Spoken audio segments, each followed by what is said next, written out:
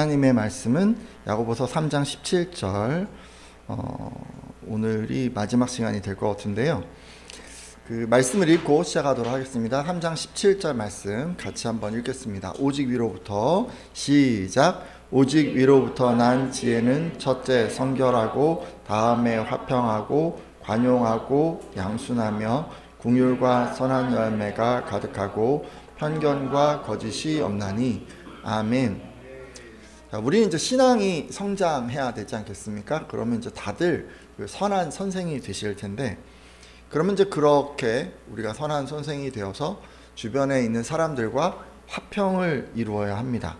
그러니까 하나님과 화평하기 위해서 우리가 이제 성결해야 하고, 또 사람과 화평하기 위해서는 관용과 양순과 긍휼과 선한 열매가 있어야 하고, 편견과 거짓은 없어야 한다. 이런 말씀 우리가 계속해서 보고 있습니다. 지난 시간에 이제 이것들을 쭉 살펴보면서 관용에 대해서 나누어 보았습니다.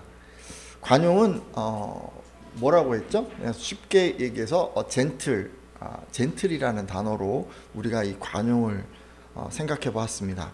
그러니까 젠틀하려면 기본적으로 정해져 있는 매너를 잘 지키면 되고요.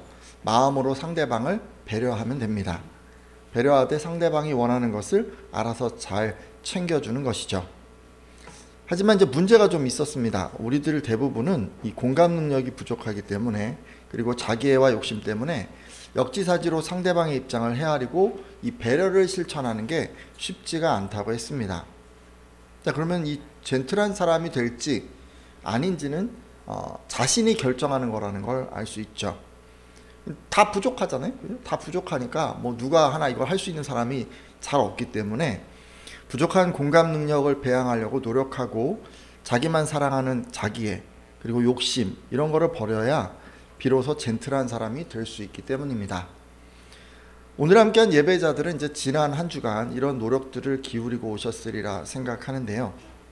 근데 여러분, 이렇게 여러분이 그 두 가지 제가 이제 말씀드렸죠. 매너를 잘 지키고 배려를 하려고 이제 노력을 하시는데도 한 2% 정도가 부족할 수 있습니다. 왜냐면 우리가 이제 인식의 한계가 있기 때문에 그렇습니다. 그래서 우리 어떤 그런 한계 때문에 우리가 역지사지를 열심히 실천을 해도 상대방이 언제나 편안하도록 매너를 지키고 배려하는 게 쉽지가 않습니다. 그러니까 제 경우로 한번 예를 들어 볼게요. 제가 이제 교회 1층에서 엘리베이터를 탈 때 문을 이렇게 열고 이제 누군가 막 저기서 오는 거 같잖아요. 그러면 어떻게 할까요? 잠시 기다려줘요. 그럼 이제 누르고 있으면 이제 오시면 대부분의 사람들은 감사합니다 라고 얘기하면서 엘리베이터를 타시죠. 여러분도 이렇게 하십니까? 이게 보편적인 엘리베이터 매너 아닌가요? 항상요, 이게 통하는 것 같지는 않아요. 우리 건물 1층은 어떠냐면요, 엘리베이터를 타지 않고 화장실에 가려고 들어오는 분들도 있고, 또 뭐 복도니까 이제 지나쳐서 옆에로 이제 나가려고 하는 분들도 있습니다.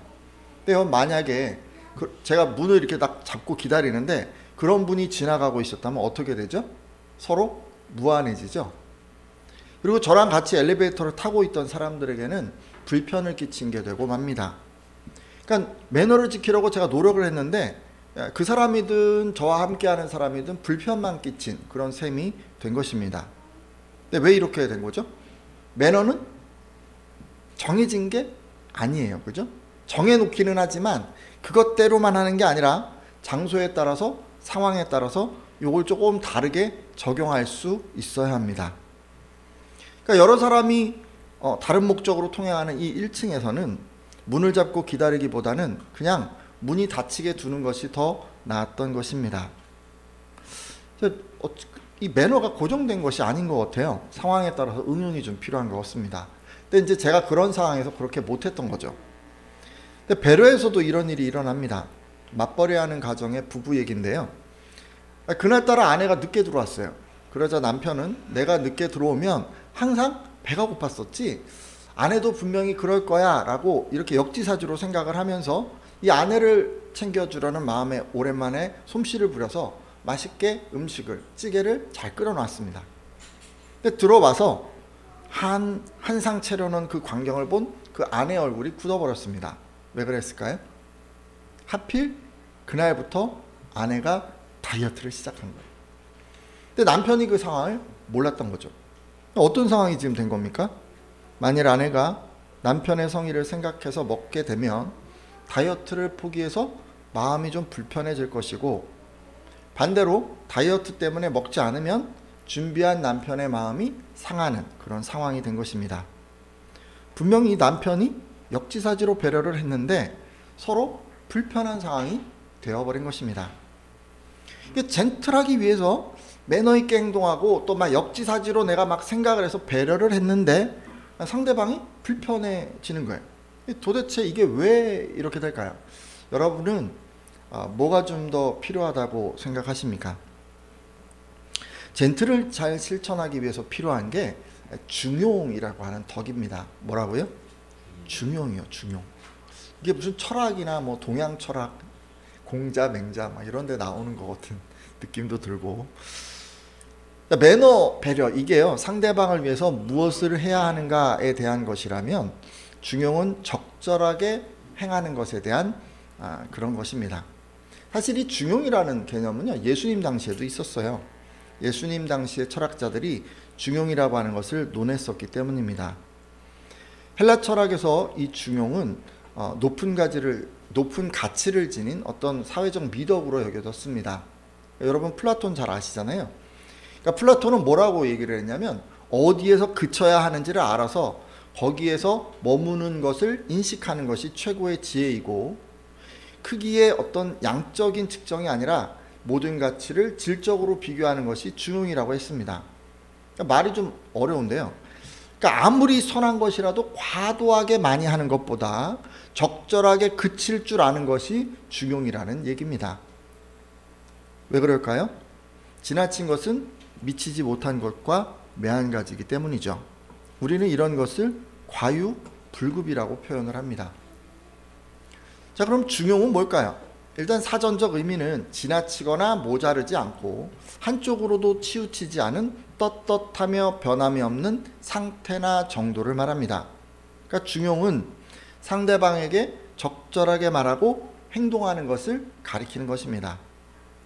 예를 들어 남에게 행동하는데 어떤 말과 행동이 부족하게 되면 상대는 원망하게 될 수 있고, 남에게 하는 어떤 말과 행동이 지나치면 부담스러워할 수 있습니다. 따라서 부족함과 지나침의 어떤 중간의 상태, 그러니까 원망을 듣지도 않고 부담스러워하지도 않는 적절한 말과 행동의 상태가 있을 수 있는데, 이런 상태를 중용이라고 하는 것입니다. 그러기에 중용은 상황에 따라서 말하고 행동해야 하는 그런 것, 해서는 안 되는 것, 이런 것들을 잘 아는 어떤 판단력이라고도 할 수 있습니다. 앞서 살펴보았듯이 젠틀한 사람이 되려고 매너 있게 행동하고 역지사지로 배려를 해도 상대방이 불편할 수 있습니다. 그러니까 매너와 배려도 상황에 맞는 적절한 말과 행동으로 표현해야 비로소 상대가 편안해지기 때문입니다. 따라서 우리가 젠틀한 사람이 되려면 이 매너와 배려에 추가로 이 중용이라고 하는 덕을 쌓아야 함을 알 수가 있습니다. 자, 그럼 우리는 이 적절하게 하는 이 중용 어떻게 할 수 있을까요? 사실 우리가요, 불완전한 존재잖아요. 그렇기 때문에 이 100% 중용을 이루어서 완벽하게 하는 게 이게 사실상 불가능합니다. 하지만 그래도 우리가 실수를 줄이고 100%에 가깝게 어떻게 해서든지 이르기 위해서 노력해 볼 수는 있을 것 같습니다. 어떠세요? 여러분은 중용을 잘 이뤄서 젠틀한 사람이 되시고 싶으십니까? 그래서 제가요, 몇 가지 좀 노력해 볼 수 있는 것들을 좀 제안하려고 합니다. 여러분, 젠틀하기 위해서 우리가 이제 매너도 실천하고 또 배려도 하는데요. 보통 이제 두 단계를 거쳐서 우리가 이것을 해요. 할 것인가 말 것인가를 생각하는 어떤 결정의 단계가 있고요. 그리고 일단 하기로 마음 먹었을 때 그것을 어떻게 할지 선택하는 실천의 단계가 있습니다. 그러니까 할지 말지를 결정하고 어떻게 할지를 생각하고 이 두 가지가 반드시 있다는 말씀입니다. 각 단계별로 뭘 좀 염두에 두면 좋을지 한번 생각해 보려고 합니다. 먼저 할 것인가 말 것인가를 선택하는 어떤 결정의 단계인데요. 우리는 이 단계에서 젠틀한 말과 행동, 그러니까 매너 또 배려를 할지 말지를 결정합니다. 여러분, 어떤 식으로 결정하십니까? 보통 이제 그렇게 하지 않습니까? 상황을 먼저 판단을 하시잖아요. 직접 보고 듣는 것을 통해서 또 다른 사람들의 의견을 듣는 것을 통해서 지금 상대방에게 어떤 도움이 필요한지 격려가 필요한지 또는 뭐 다른 어떤 것이 필요한지를 우리가 판단합니다. 근데 여러분 이 단계에서 말이죠. 좀 한 가지를 좀 제가 말씀드리려고 해요. 상황을 딱 보면 보이잖아요. 그러면 그 상황을 딱 보고 판단하시면 안 된다는 얘기예요. 맥락으로 판단하셔야 돼요. 그러니까 예를 들어서 누군가 슬퍼하는 거를 보면 여러분 어떤 생각을 바로 하시냐면 위로해 줘야겠다라고 생각을 합니다. 그렇죠? 그리고 누군가 힘들어하는 걸 보면 도와줘야겠다라고 생각을 하세요. 이게 맞아요. 그런데 그런 식으로 너무 딱 생각하고 끝내버리면 안 된다는 얘기예요. 그게 기본이지만 그 생각에서 한 번 정도 더 생각해 보셔야 돼요. 이런 식으로 너무 공식화해서 이거 맞지? 그럼 이거 해야지 라고 바로 넘어가시면 안 돼요. 그러면 실수하실 수 있어요. 왜냐하면 여러분 그런 상황에서도 상대에게 필요한 게 다를 수 있기 때문입니다. 누군가 슬퍼하고 있어요. 근데 그 슬픔이 잘못을 뉘우치기 위해서 지금 슬퍼하고 있으면요 어떻게 해야 됩니까? 우리가 위로해야 되는 상황이 아니에요. 격려를 해줘야 될 수도 있고 좀 다른 행동을 해야 될 수도 있어요. 누군가 되게 힘들어하고 있어요. 그러면 도와줘야 되는 상황이라고 바로 생각하지 그렇게 하지 않아야 될 수가 있어요. 만약에 힘들어하고 있는데 스스로 추스려야 하는 어떤 문제예요. 다른 사람의 도움을 받으면 안 되고 스스로 해결해야 되는 그런 문제예요. 그러면 당장 달려가서 도우려고 하기보다는 멀리서 좀 지켜봐 줘야 할 수도 있어요. 언제나 이게 케이스 바이 케이스예요. 따라서 여러분 상황을 판단하시잖아요. 그러면 맥락으로 판단을 해 주셔야 돼요. 그래야 젠틀한 말과 행동을 하실 수가 있습니다. 자, 그리고 두 번째 한 가지 더 말씀드릴게요. 상황을 이제 좀 보니까 대충 보여요. 그러면 이제 내가 이제 어떤 행동을 해야 할까 말아야 할까 이제 이걸 고민을 여러분은 하시는데 그러면 우선순위를 반드시 따져보셔야 합니다. 예를 들어 여러분이 길에서 지금 불편한 어르신이 어려움을 겪고 있는 것을 보았습니다. 그러면 이제 선한 마음을 가진 여러분은 하나님의 말씀을 실천하고자 도와드려야겠다라는 마음을 반드시 갖게 됩니다. 자, 근데요 그것을 실제로 할지 말지를 결정하기 위해서 내 상황을 좀 보셔야 돼요. 내 상황이 지금 어떤 상황인지를 반드시 보셔야 돼요. 이거 생각 안 하시고 그냥 바로 도와주셔도 문제가 될 수가 있어요. 예를 들어서 제가요 제 얘기를 할게요. 제가 다솜이 우리 아이를 데리고 있어요. 그런데 이 아이 손을 딱 놓으면 어떻게 됩니까? 길로 뛰어갈 수도 있고 뭐 이게 지금 약간 보장이 안 돼요. 그러면 도울 수가 없어요. 도우면 안 되는 거예요. 아이를 돌보지 않고 어르신을 제가 돕게 되면 어떻게 되는 거예요? 이 아이가 위험해질 수 있기 때문에 제가 그 상황에서 그걸 바로 실천해 버리면 안 돼요. 내 상황을 봐야 돼요. 내 상황이 가능한지 지금 이걸 할 수 있는지를 반드시 확인해 봐야 돼요. 자, 이런 상황에서는 돕고 싶어도 도와야 된다는 마음이 내가 들었어요. 그게 맞다고 생각이 돼요. 그렇지만 어떻게 해야 됩니까? 참으셔야 돼요. 참으셔야 돼요. 근데 이 참지 못해서 그냥 확 뛰어나가시는 분들이 간혹 계세요. 여러분 돕고 싶어도 이런 상황에서는 참으셔야 돼요. 다른 사람이 돕기를 좀 바라든지 요청을 하든지 그렇게 하셔야 되는 거예요. 이처럼 여러분 상황만 보면요 명백히 뭔가 해야 하는 상황이지만 내 삶의 우선순위를 놓고 보면 미루거나 하지 말아야 하는 그런 상황이 있을 수도 있습니다. 따라서 여러분은 상황을 잘 파악하신 다음에 내 삶의 우선순위를 한번 따져보셔야 합니다. 근데 지금 제가 말씀드린 요거 실천하지 않으면 어떻게 되냐면요 여러분이 많은 일을 할수록 많이 매너를 실천하고 배려하고 선한 일을 할수록 어떻게 될까요? 여러분의 삶은 엉망진창이 되는 거예요. 매너 있게 살아가려고 애를 쓰고 말씀대로 살아가고 배려하고 여러분 이렇게 살아가는데 여러분 주변이 힘들어지는 그런 경험을 하고 계신 분 계시다면은 지금 이 순위가 지금 제대로 지켜지고 있는지를 한번 돌아보셔야 합니다. 자, 그리고 이제 가장 마지막으로 최종적으로 이제 한번 확인을 해봐야겠죠. 이 우선순위에 의해서 지금 매너와 배려를 실천을 해야겠다라고 여러분 이제 판단을 하셨으면 그 다음은 최종적으로 한번 돌아보셔야 해요. 제가 아까 앞서 그런 얘기를 했잖아요. 매너는 그냥 그대로 실천해야 할 수도 있지만, 아니 그게 아니라 그 상황에 맞게 좀 변형을 해야 될 수도 있어요. 그걸 한 번 정도 더 생각을 해보라는 말씀입니다. 그리고 이제 배려해야 되는 그런 경우라면 나의 배려를 상대방이 받을 수 있는지 없는지를 확인해 보는 것도 요령이에요. 아까 그 찌개 끓이고 기다리는 그 남편 얘기를 했잖아요. 다 좋았는데 뭐가 부족했어요? 확인을 안 했어요. 그분이 그걸 다 하는 거 다 좋았는데, 역지사지 다 좋았는데, 배려하는 거 다 좋았는데 딱 하나 정도 확인해 봤어야 돼요. 지금 배가 고픈지, 들어오면 이걸 먹을 수 있는지, 내가 차린 음식이 적절한지, 이런 것들을 물어봤어야 돼요. 근데 그걸 안 물어봤어요.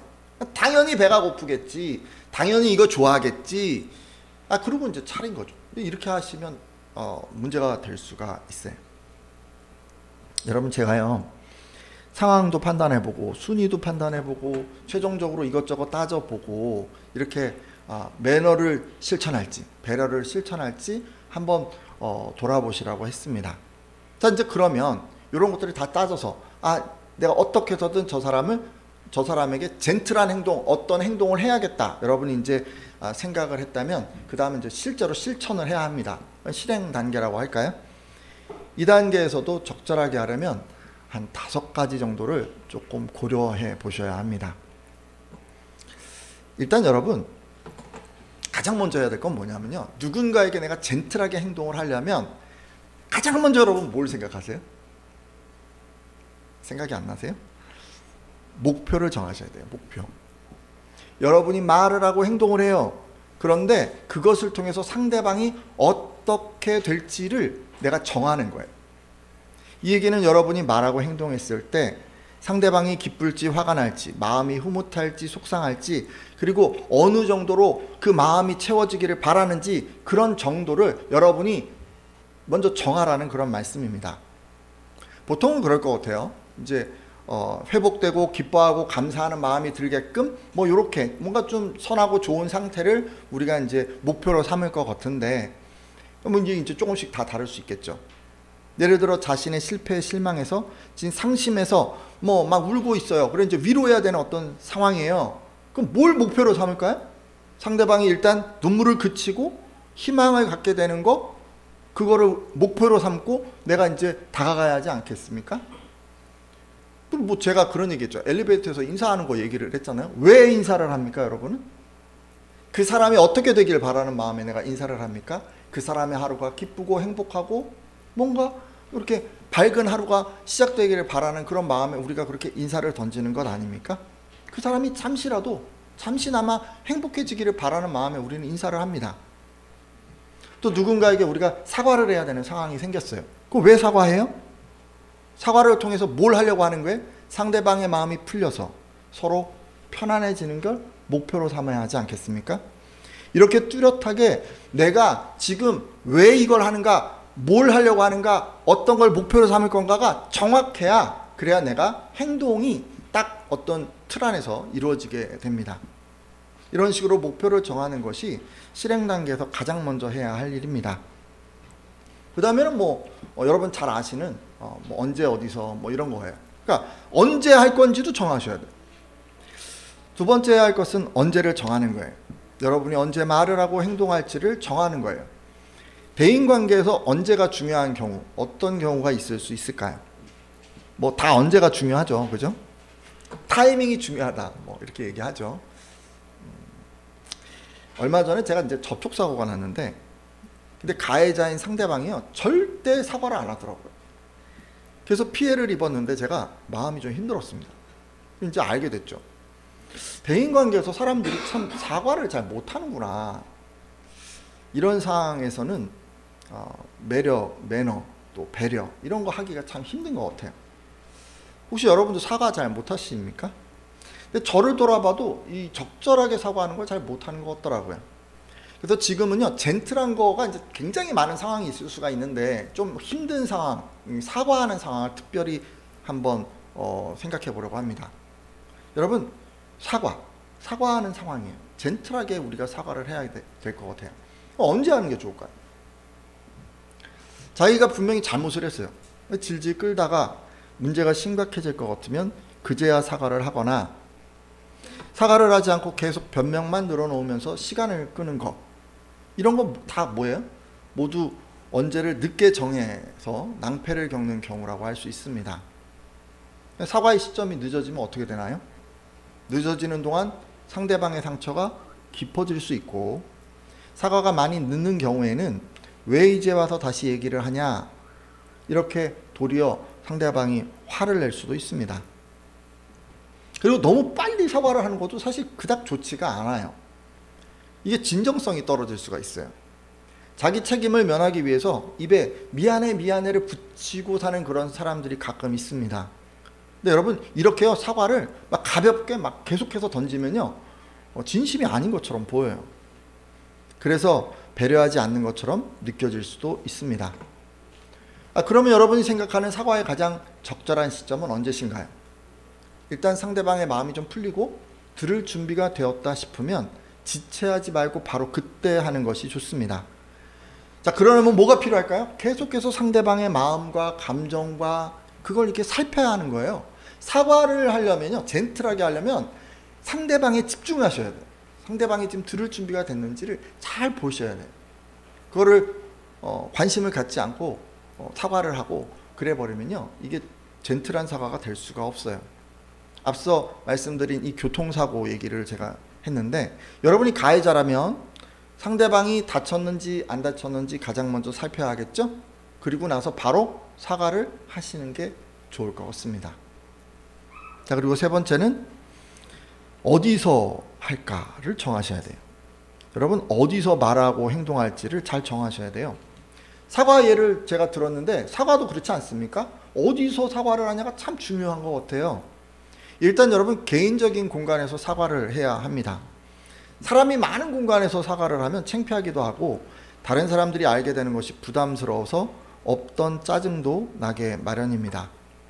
따라서 사과하려면 이 두 사람이 얘기할 수 있는 공간에서 하시는 것이 좋습니다. 물론 뭐 항상 그런 건 아니죠, 그죠? 다른 사람들이 다 아는 경우나 상대방이 사과한 것이 알려지기를 바라는 그런 경우도 있을 수가 있어요. 뭐 그런 경우라면 또 모든 사람이 보는 앞에서 공개적으로 사과해야 할 수도 있겠죠. 하지만 이런 경우는 좀 예외인 것 같고요. 보통 두 사람끼리는 서로 간에 조용한 곳, 서로 개인적인 곳, 그런 곳에서 얘기를 해야 합니다. 그리고 제가 지금 조용한 곳 얘기도 했는데, 조용한 공간에서 사과하는 게 필요한 것 같습니다. 여러분, 시끄러운 공간에서 사과를 하고 길거리에서 사과를 하고 사람들 여럿 있고 막 어수선한 공간에서 사과를 하고 그러면 이게요, 얘기에 집중하기가 힘듭니다. 배려하지 않는다는 느낌이 팍팍 들죠. 생각 없이 그냥 사과를 하고 있구나 라는 그런 느낌을 주게 마련입니다. 따라서 사과는 방해가 없는 조용한 공간에서 하는 것이 좋습니다. 자, 그리고요, 네 번째, 어떻게 할지도 좀 생각을 해 보셔야 돼요. 여러분, 말과 행동으로 상대방이 여러분이 원하는 그런 상태가 되게 하려면, 그러니까 어떤 방법을 사용하는 게 좋을까를 한 번 정도 생각해 보는 거예요, 지금. 그러니까 상대방의 마음이 풀려진다거나 상대방이 뭐 행복해진다거나 이런 걸 내가 목적으로 하고 있으면 어떻게 이걸 할까? 요거를 이제 생각해 보는 거예요. 가장 기본은 이제 사과 이제 얘기를 하고 있으니까 뭐 어떻게 하는 게 가장 좋을까요? 직접 만나서 대면으로 얼굴을 보고 얘기하는 게 가장 좋은 거예요. 근데 이게 용이치가 않아요. 그러면 어떻게 해야 될까요? 통화를 할 수도 있겠고 문자를 사용할 수도 있겠고 음성 메시지 같은 것도 생각해 볼 수 있습니다. 개인적으로는요, 손편지가 좀 더 진정성이 있어 보입니다. 어떤 방법이든 여러분들이 선택하는 거예요. 근데 이제 이런 것들을 할 때 태도도 중요한 것 같습니다. 진정성이 느껴지게 말하고 행동해야 하기 때문이죠. 사과를 하는데 손을 호주머니에 넣고 추리닝 같은 거 딱 입고 슬리퍼 신고 와서 딱 이러고 뭐 저처럼 이렇게 딱 옆으로 이렇게 딱 해서 뭐 얘기를 하는 거야. 뭐 편하게 얘기하는 거죠. 그럼 듣는 사람이요, 진정성을 느낄 수가 없어요. 여러분, 평상시에는 추리닝 바람으로 다니시고 슬리퍼 끌고 다니셔도 사과를 해야 되는 자리면 옷을 좀 갖춰 입으세요. 복장과 태도에 예의를 갖추세요. 친구 관계라도 너무 편하게 하기보다는 좀 조금은 갖추세요. 예를 들어 깔끔한 복장에 손은 좀 가지런히 모으고 눈은 좀 약간 아래로 보면서 뭐 이런 식으로 얘기하는 건 어떨까요? 야, 여러분은 어떤 방법으로 사과의 말을 하십니까? 눈 딱 쳐다보면서 얘기하나요? 아니면 뭐 어떤 식으로 얘기하세요? 사과를 하는데 언성을 막 높이세요? 아니죠. 사과를 했을 때 상대방이 편안하게 들을 수 있는 어떤 사과의 그런 매너가 있을 수 있는데 그런 것도 우리가 한번 생각해 보는 거예요.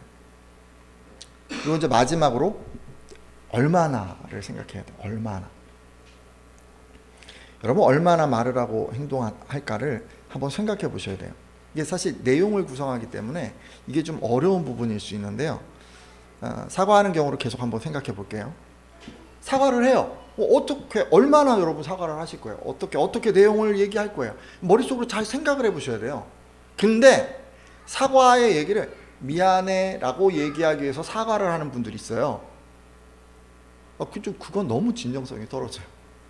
그럼 미안해 한마디 하려고 여러분 사과하는 것보다는 여러분 사과하실 때요. 지금 두 사람 사이에서 어떤 일이 있었고 그 일에서 내가 뭘 잘못했는지를 반드시 언급하는 게 좋습니다. 그러면서 그것 때문에 내 마음이 아파서 아프게 되어서 내가 그것이 미안해라고 반드시 얘기를 하셔야 돼요. 그냥 딱 만나서 밑도 끝도 없이 미안해. 그런 건요. 좀 너무 성의가 없어요. 구체적인 상황, 내가 잘못한 거, 그로 인해 상대가 받은 상처 이런 거에 대한 언급이 있으면서 사과를 하는 게 좋습니다. 그리고 여러분 사과를 해야 되는데 사과만 안 하고 뭐 딴 것까지 하는 분들이 있어요. 여러분 사과만 하세요. 사과를 하다 보면요. 가끔 이런 분들이 있어요. 자기 입장을 사과를 하는데 그 자리에서 막 변명을 하는 거예요. 내가 그때 왜 그랬냐면 그런 얘기 하지 마세요. 사과하는 자리에서 왜 내가 그때 왜 그랬냐면 왜 얘기하세요? 그런 얘기 하지 마세요. 그런 얘기 하려면 사과하지 마세요. 사과는 그런 얘기 하는 자리가 아니에요. 그리고 아주 드문 경우지만 사과를 하는데 분위기가 사과를 막 하다가 갑자기 상대가 잘못한 거, 상대가 실수한 걸 막 지적하는 사람도 있어요. 내가 잘못했어 라고 얘기를 시작했는데 그런데 너도 이런 부분은 잘못했잖아. 너도 이런 부분은 고쳐야 하잖아. 이렇게 막 얘기를 하는 거예요. 여러분 이건요. 사과가 아니에요. 이렇게 사과하면 상대방이 지금 참고 지금 식었던 감정이 지금 폭발하는 거예요. 더 이게 지금 북돋는 거예요. 여러분 이런 식으로 절대 사과하지 마세요. 사과할 때는 뭐에만 집중해야 되는 거예요? 상대방의 감정에만 집중해야 되는 거예요. 내 입장, 내 처지, 내 상황 이런 거 절대 얘기하지 마세요.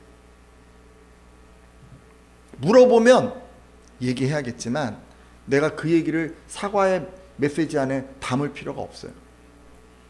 제가 지금까지요 매너 있게 사과하는 거를 좀 예로 들어보았는데, 근데 하지만 이제 이런 방법은 사과 말고요 다른 뭐 매너, 다른 배려에도 우리가 이제 좀 적용해 볼 수 있을 것 같아요.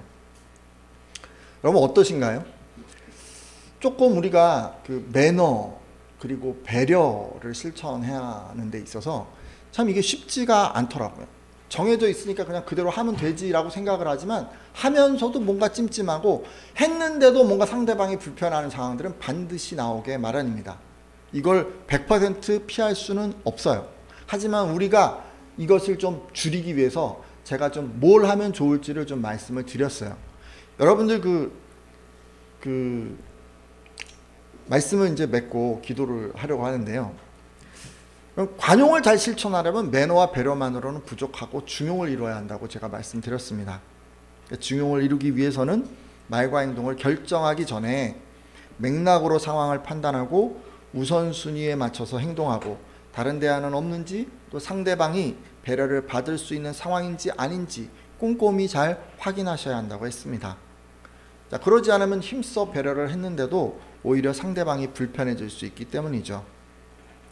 또 말과 행동을 실행하기 전에는 가장 먼저 상대방이 어떻게 되기를 원하는지 목표를 잘 설정하고 그 목표를 이루기 위해서 언제, 어디서, 어떻게, 얼마나 내가 표현할 것인가를 고려하셔야 한다고 말씀드렸습니다.